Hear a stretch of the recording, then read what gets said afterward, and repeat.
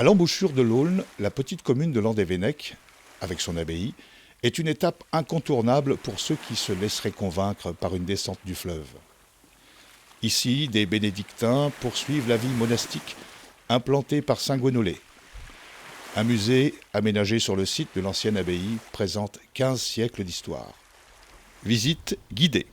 L'abbaye de Landévennec est fondée sur la presqu'île de Crozon par saint Guénolé. Saint Guénolé qui arrive ici vers la fin du 5e, début du 6e siècle. La date n'en est pas complètement avérée. Certains énonçaient la date de 485, notamment au 19e siècle. Aujourd'hui, grâce aux fouilles archéologiques, on peut confirmer effectivement l'apparition d'une communauté monastique vers cette période, fin 5e, début 6e siècle.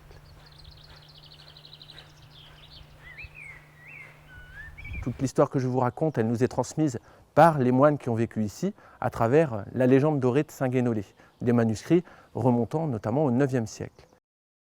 Les ruines dans lesquelles nous sommes, ce sont des ruines, multiples. Ici, vous n'êtes pas dans une abbaye, si l'on peut dire, vous êtes dans plusieurs abbayes. L'abbaye, au fur et à mesure, va être reconstruite, il va y avoir des destructions. Par exemple, parlons des invasions vikings, qui arrivent en 913. L'abbaye est incendiée. Elle ne sera que rebâtie plusieurs dizaines d'années plus tard.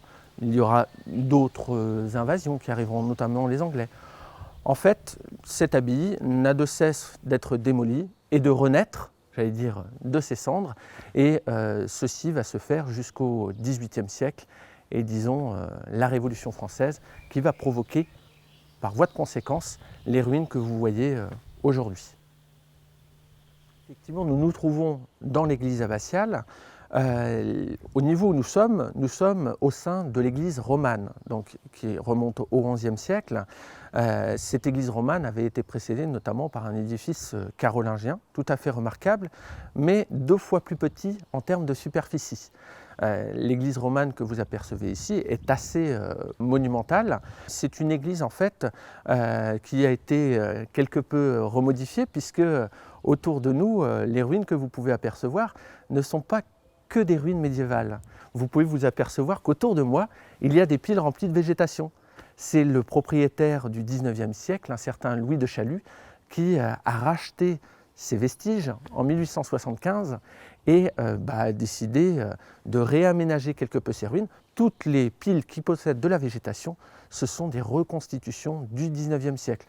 La végétation, ça a été notre choix de la laisser pour bien montrer la fausseté de ces piles.